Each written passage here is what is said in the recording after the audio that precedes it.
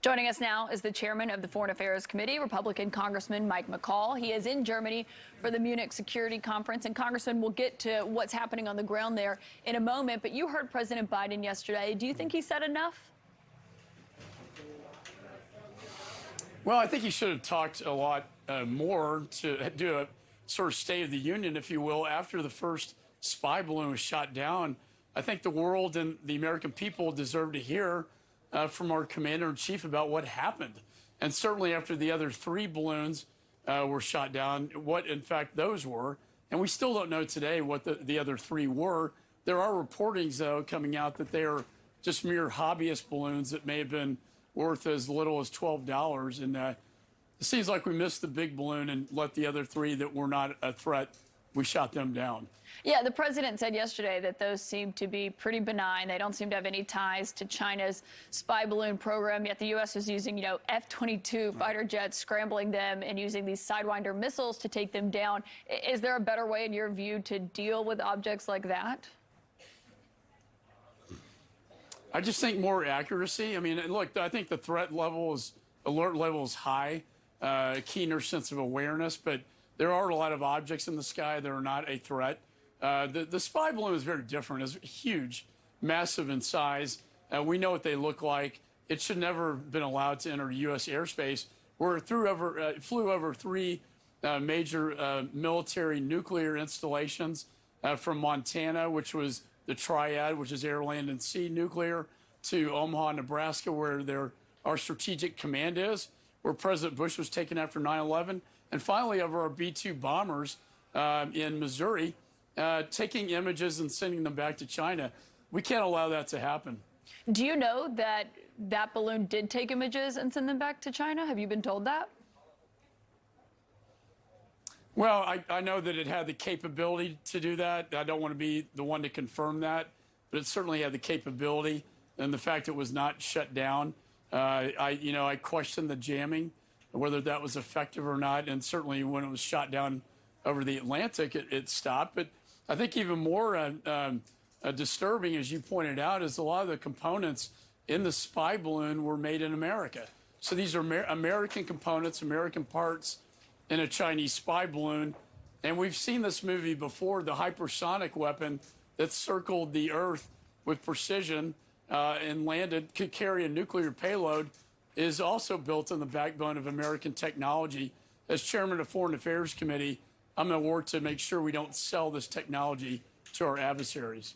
Yeah, and we saw the sanctions from the U.S. yesterday on some of those companies who are making some of those parts. The president also said yesterday they want to basically establish new parameters for how to guard American airspace. You're the chairman of the Foreign Affairs Committee. What should that look like, do you think? I think if we know it's a threat and it's a spy surveillance balloon, we should not allow it to enter U.S. airspace. Very plain and simple. I think, Caitlin, more importantly here is what the message sent to the American people and the embarrassing situation to the world that we would allow a Chinese spy balloon to go all the way across our country without any action until after it was leaving our airspace in the Atlantic Ocean. I think it projected weakness, and it was almost comical that we would allow that to happen. So I think the president is correct, though, that he needs better rules of engagement here. He said he's going to also speak with the Chinese president soon. What do you think his message to him should be about this? We're not going to tolerate your spying on the United States in plain view of the American people. Short and simple. I mean, this is flying at about 60,000 feet altitude. It can take better imagery than a satellite can, and it can also be more stationary.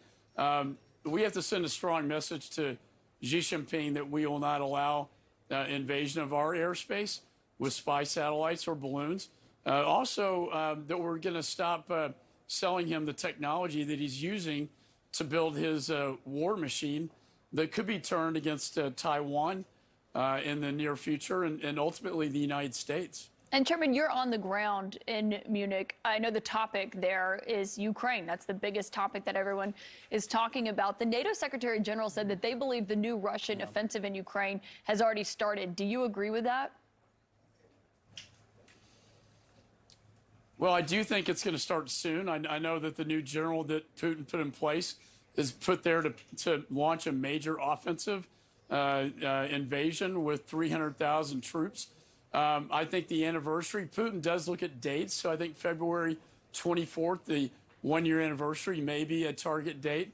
We just heard from the Supreme Allied Commander in a private briefing I had with him that it could it could be as late as the springtime, late springtime, for this offensive. In the meantime, it was good to hear from him the weapons that are coming in. I also asked, whether we need more air-to-surface aircraft.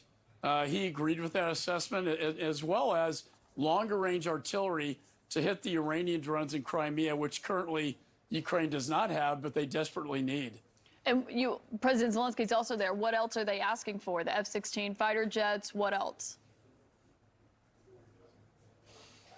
I think, in the words of many military and security officials I've talked to here, we need to give them everything they need, and we need to do it now. We can't wait. Time is only errs on the side of Putin. It's his goal to delay this as long as possible for many reasons. But a delay errs to our disadvantage, to Ukraine's disadvantage. And I would say that the sooner we can bring this to a closing, the better. As we look at the will of the American people and the Congress, I think we need to give them everything they need to win this thing, and not to have a slow bleed into the winter and springtime.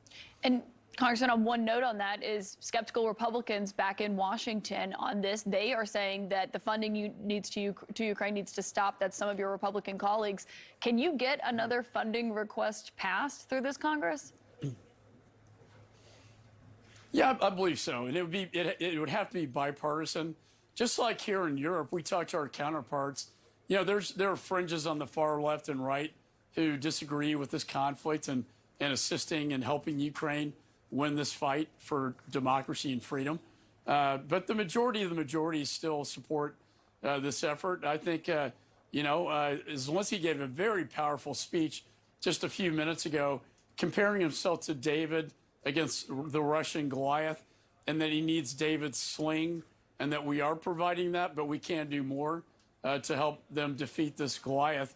That's not just an enemy to Ukraine, as he pointed out, but he said Russia has their sights on you as well, pointing mainly to Europe, but ultimately the free world. Yeah, notable that you said you do think you can get another funding request passed. Chairman Mike McCaul, thank you so much for joining us, your first time on the program. We really appreciate your insight.